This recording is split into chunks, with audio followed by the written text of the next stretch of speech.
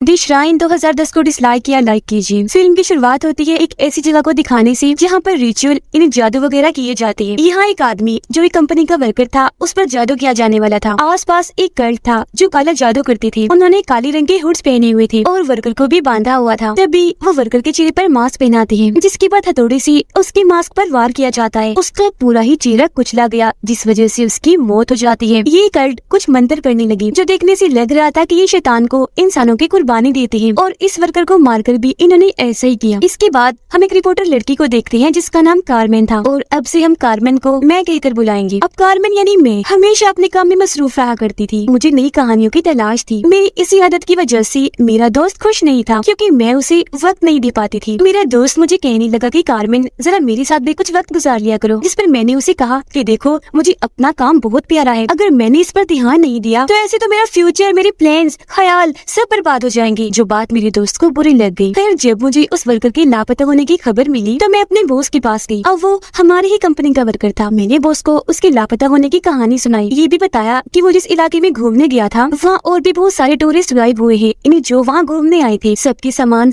अलग अलग जगह से मिले हैं। मेरे ख्याल से उन टूरिस्ट और वर्कर के साथ कुछ गलत हुआ है और अब मैं उन पर रिपोर्ट बनाना चाहती हूँ। लेकिन मेरे बॉस ने ये कहकर मना कर दिया कि ये तो एक बेतुकी फजूल सी कहानी है। उन टूरिस्ट का गायब होना सिर्फ एक इत्तेफाक था। बॉस ने मुझे कहा कि तुम किसी और कहानी को तलाश करके उस पर रिपोर्ट लिखो, क्योंकि अगर ये कहानी हमने लिखी भी तो फजूल जाएगी, क्योंकि इसमें दम नहीं, मजा नहीं आएगा। अब मुझे अपने बॉस की इस बात से बहुत बुरा लगा, क्योंकि मैं जानती थी कि हमारी कंपनी की उस वर्कर के साथ कुछ बहुत गलत हुआ है, पर बॉस तो सिर्फ इसे कहानी ही समझ रहे थे। फिर मैं अपनी एक दोस्त के साथ उस वर्कर की मॉम के पास गई पूछताछ करने के लिए। वर्कर की मॉम ने हमें बताया कि मैंने अपने बेटे की लापता होने की रिपोर्ट लिखवाई थी, पर पुलिस इस केस पर कार्रवाई नहीं कर रही, क्योंकि उन्हें कोई सबूत नहीं मिल रहा। मैं तो अपने बेटे का सारा सामान भी वापस ले आई हूँ, जो बिल्कुल वैसे का वैसा है जैसा मेरा बेटा लेकर गया था। ये सुनकर मैंने उसकी मोम को कहा, क्या मैं उसका सामान चेक कर सकती हूँ? जब उसकी मोम ने इजाजत दी तो मैंने उस वर्कर के सामान की तलाशी ली, जिसमें मुझे एक डायरी मिलती है। डायरी को जब मैंने पढ़ा तो आखिरी सफ़े पर एक जगह अल्बानिया के बारे में लिखा हुआ था, जिससे मैं समझ गई इसका मतलब वर्कर अल्बानिया गया होगा, जो वहाँ से वापस नहीं आया। मैंने वर्कर की मोम से पूछा, क्या आपके बेटे की डायरी मैं अपने पास रख सकती हूँ? मुझे कुछ छानबीन करनी है, जिस पर उसकी मोम मुझे इजाजत दे देती है। गाड़ी में आकर मैंने अपनी दोस्त को बताया कि वर्कर के लापता होने की सच्चाई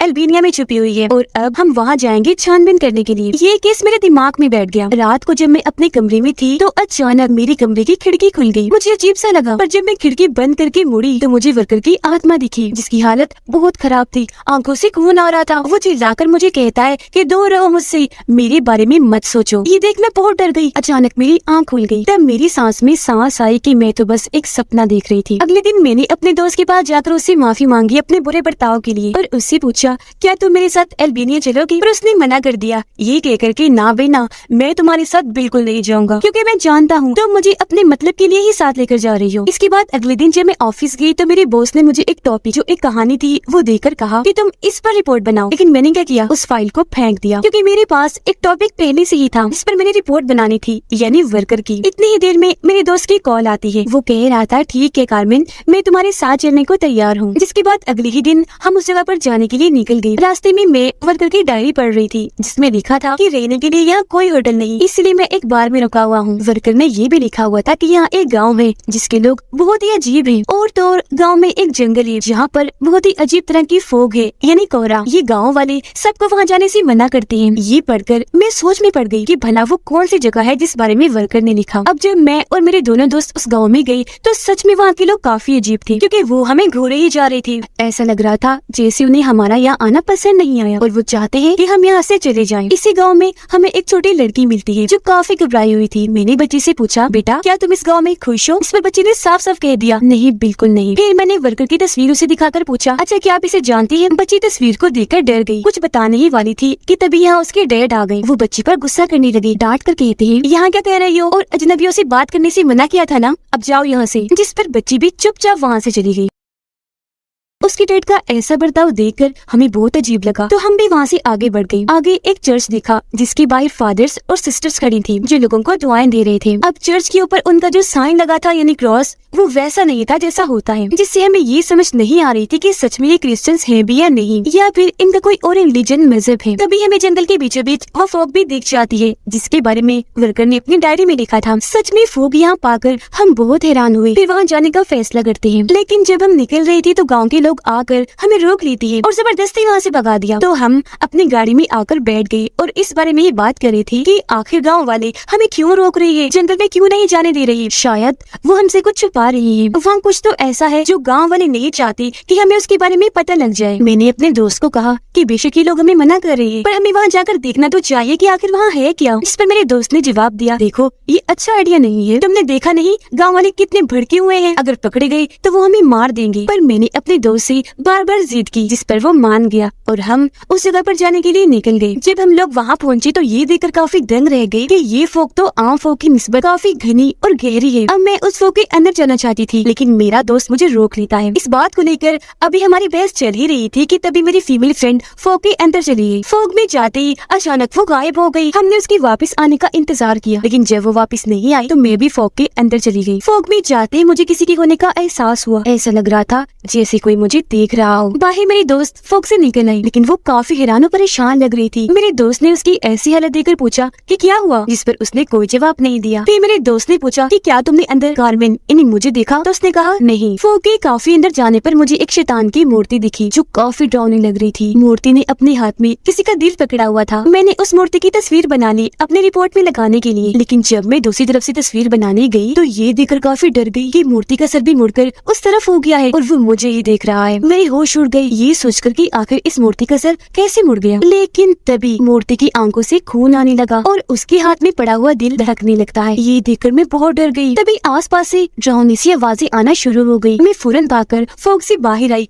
बेहद घबराई हुई। मैंने अपने दोस्त से पूछा कि अंदर तुम्हें क्या दिखा, जिस पर उसने भी यही कहा कि एक स्टैचू, एक मूर्ति। हम लोग जब जाने लगे तो बच्ची हमारे पास आकर कहती है कि मैं जानती हूँ वो वर्कर कहाँ है जिसे तुम लोग ढूंढने आए हो। इतना कहती ही वो हमें एक श्राइन के पास ले आई और कहने लगी कि वो वर्कर अंदर है। हम जब अंदर गए तो वहाँ पर ताबूत जैसी बहुत सारी बॉक्सेस पड़े हुए थे। बॉक्सेस के ढक्कन जैसे हमने हटाई, अंदर लाशें थी जिनकी हालत अब काफी खराब हो गई थी क्योंकि सारी गल सड़ गई थी और उनके चेहरों पर वही अजीब मास्क लगाए हुए थे जो हमने शुरुआत में देखे, जो वर्कर को भी लगाया गया था। इन लाशों में हमें वर्कर की लाश भी मिल गई, जिसे देख हमें लगने लगा कि शायद गांव के ये सारे लोग एक कल्ट हैं जो यहाँ पर आए लोगों इन्हें टूरिस्ट की कुर्बानी शैतान को देते हैं और शैतान को जिसकी मूर्ति फॉग में पड़ी है। तभी हमें पता चला कि वो बच्ची तो यहाँ से भाग गई है दरवाजा बंद करके और उसने हमें यहाँ कैद कर दिया है। लेकिन शुक्र है मेरी दोस्त ने दरवाजा तोड़ दिया और हम वहाँ से बाहर आ गए। लेकिन बाहर आकर हमने देखा कि बहुत सारे लोग इसी तरफ आ रहे हैं हमें पकड़ने के लिए। हम जल्दी से भागे, एक जगह पर आकर छुप जाते हैं। लेकिन यहाँ मेरी दोस्त की तबीयत खराब होने लगी, मगर तभी गाँव वाले यहाँ आकर हमें पकड़ लेते हैं। पहले उन्होंने जमीन पर लिटाकर हम पर पानी फेंका, फिर हाथ बांधकर हमें अपने लीडर के पास ले गए। लीडर ने भी वही हट पहनी हुई थी जिसे कल्ट के लोगों ने शुरुआत में पहनी थी और उसके सारे साथियों ने भी। लीडर ने मेरी और मेरी दोस्त की आंखों में देखकर फैसला किया कि मैं इन दोनों की कुर्बानी शैतान को दूंगा, जबकि मेरे मेल फ्रेंड को वो बंदी बनाकर रखने का फैसला करते हैं। मुझे और मेरे दोस्त को वो श्राइन में ले गए, जबकि मेरी दोस्त को अलग ले जाया जाता है। अंदर पूरा कल्ट था, सभी ने काले रंग की हुड्स पहनी हुई थी। उन्होंने कारमेन और उसकी दोस्त के कपड़े फाड़कर सफेद रंग का लिबास पहना दिया, जिसके बाद लीडर आकर हमें गौर से देखने लगा। उन्होंने फैसला किया कि पहले वो मेरी दोस्त की कुर्बानी देंगे, इसलिए मुझे जेल में बंद कर दिया जाता है। उन्होंने मेरी दोस्त को पत्थर पर लिटाकर उसके हाथ पांव बांध दिए, पर अगले ही पल जो उन्होंने किया वो देखकर तो मेरी हालत ही खराब हो गई। उन्होंने मेरी दोस्त के हाथ पांव काट दिए। अब लीडर मंत्र पढ़ने लगा। मेरी दोस्त ने जब उसके चेहरे की तरफ देखा तो वो एक डीमन था, यानी एक शैतान। फिर वहाँ वैसे ही मास्क लाया जाता है जैसा वर्कर को भी पहनाया था। मास्क पर तो कीलें थी जो आंखों में घुसती थी। लीडर मंत्र पढ़कर हथौड़ा उठाता है और मास्क पर दे मारता है, जिससे मास्क मेरी दोस्त की आंखों में घुस गया। बड़ी बेरहमी से उसकी मौत हो गई।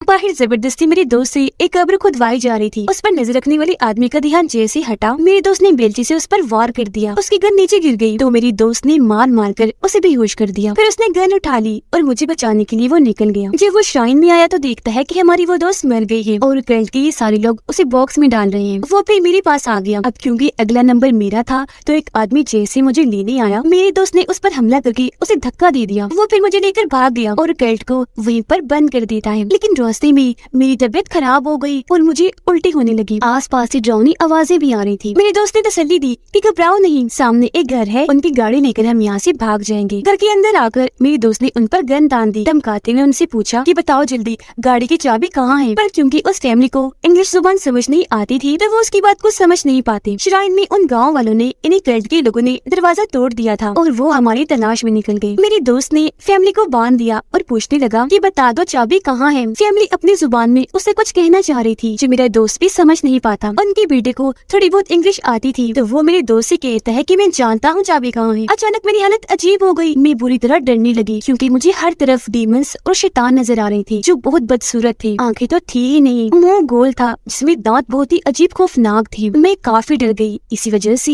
एक कमरे में आकर छुप गई। वो बच्चा मेरे दोस्त को किचन में ले गया चाबी देने के लिए। चाबी लेकर मेरे दोस्त ने उसके भी हाथ बांध दिए। मैं जब उस कमरे में थी तो अचानक आईने में मुझे डीमन देखा जिसने मुझे पोजेस्ट कर लिया, यानी अपने कंट्रोल में। वो अब मेरे अंदर आ चुका था जिस वजह से मेरी हालत अजीब होने लगी। मैंने जोर से चीख मारी जो सुनकर मेरा दोस्त और पूरी फैमिली काफी डर भी गई, साथ ही वो बहुत हैरान भी थे। मेरा दोस्त तो इतना डर गया कि गन लेकर वो मेरे पास आ गया। तभी वो डीमन जो कार्बन इन्हीं मेरे अंदर था वो फैमिली पर हमला कर देता है, फिर उन्हें मारकर उनका मांस खाने लगता है जो देखकर मेरी दोस्त की हालत खराब हो गई। तभी मैंने अपने दोस्त को गर्दन से आकर पकड़ लिया क्योंकि मेरे अंदर वो डीमन पूरी तरह हावी हो गया था। डीमन मेरे दोस्त को कहने लगा कि मैंने इंसानों का गोश्त खाया हुआ है और खून भी पिया हुआ है, मुझे दोनों चीजें बहुत मजे की लगती है, इसलिए आज मैं तुम्हें भी मार दूंगा। इससे पहले वो मेरे दोस्त को मारता, यहाँ पर कल्ट का एक आदमी क्रॉस लेकर आ गया। उसने जैसे डीमन के सामने क्रॉस किया तो डीमन ने फौरन मेरे दोस्त को छोड़ दिया। कल्ट का वो आदमी डीमन से कहने लगा कि इस जिस्म को छोड़ दो और चले जाओ, जिस पर डीमन कहने लगा कि ऐसा तो नहीं हो सकता, बल्कि मैं इस लड़की कार्मिन और सबको मार दूंगा। जिसके बाद डीमन कल्ट के सभी लोगों पर हमला करके उन्हें मारने लगा। ये देख वो आदमी अपने लोगों को बचाने के लिए डीमन पर होली वाटर फेंकता है, जिससे डीमन अपनी ताकतों का इस कदर इस्तेमाल करता है कि उसने क्रॉस ही जला दिया और फिर कल्ट के उस आदमी पर भी हमला कर दिया। डीमन ने उसके पेट में लकड़ी घुसाकर आर पार कर दी जिससे उसकी भी मौत हो जाती है। उसके मरते ही कल्ट का दूसरा लड़का होली वाटर गिराकर डीमन पर हमला कर देता है। वो डीमन के सीने में एक तलवार घुसा देता है। डीमन जैसे कमजोर हुआ तो उसे नीचे लिटा दिया जाता है। वो लड़का कहने लगा फौरन इसके हाथ पाँव बांध दो, तो वो लोग चाकू से उसके हाथ और पाँव जमीन में गाड़ देते हैं, जिसके साथ ही वहाँ मास्क लाया जाता है। जब ये लोग मास्क पहनाने लगे तो डीमन अपना सर हिला रहा था, जो देख मेरे दोस्त ने आकर मजबूती से उसका सर पकड़ लिया। लड़की ने भी हथौड़े से मास्क पर मारा। तब तक कार्मेन यानी मैं होश में आ गई थी, लेकिन देर हो गई। मास्क उसकी आंखों में घुस गया जिससे कार्मेन की भी मौत हो गई और डीमन वहाँ से भाग जाता है। अब वो लोग सोचने लगते हैं कि मेरे दोस्त के साथ क्या किया जाए, क्योंकि वो इस गांव की असलियत जान गया था जो बाहर जाकर सबको बता देगा। लेकिन फिर उन लोगों ने अगली सुबह मेरे दोस्त को जाने की इजाजत दे ही दी। जाने से पहले मेरा दोस्त लड़की से सवाल करता है कि आखिर इस गाँव में है क्या। तब लड़का बताने लगा कि हमारे गाँव को एक कर्स्ड शराब मिला हुआ है जो कभी ठीक नहीं हो सकता। जंगल के अंदर फोग में जो मूर्ति है वो खतरनाक शैतान की है, जो भी उसे देख लेता है तो शैतान उसे पोजेस्ट कर लेता है, जैसे कि उसने कार्मेन और उसके दोस्त को किया। यही वजह है कि हम टूरिस्ट को वहाँ जाने से रोकते हैं, पर कुछ टूरिस्ट वहाँ जाकर शैतान की मूर्ति को देख लेते हैं तो शैतान उन्हें पोजेस्ट करके उनके अंदर आ जाता है। इसीलिए हमें रिचुअल करके शैतान को वापस हेल जहन्नुम में भेजना पड़ता है और इस तरह से उस इंसान को भी अपनी जान गंवानी पड़ती है। इसीलिए गाँव वाले चाहते थे कि तुम लोग यहाँ से चले जाओ, क्योंकि जब तुम शैतान को देख लोगे तो पोजेस्ट होने की वजह से तुम्हें भी अपनी जान गंवानी पड़ेगी। वर्कर भी इसी गाँव में आया था और मूर्ति को देखने की वजह से ही उसे अपनी जान गंवानी पड़ी। अब ये एक ऐसा कल्ट नहीं था जो जानबूझकर रिचुअल करती थी, बल्कि ये एक रिलीजन ग्रुप कल्ट था। तो ये लोग चाहते थे कि शैतान यहाँ कभी भी ना आए, जिस वजह से इन्हें ना चाहते हुए भी वो सब करना पड़ता था। इसी के साथ ये मूवी इधर ही खत्म हो जाती।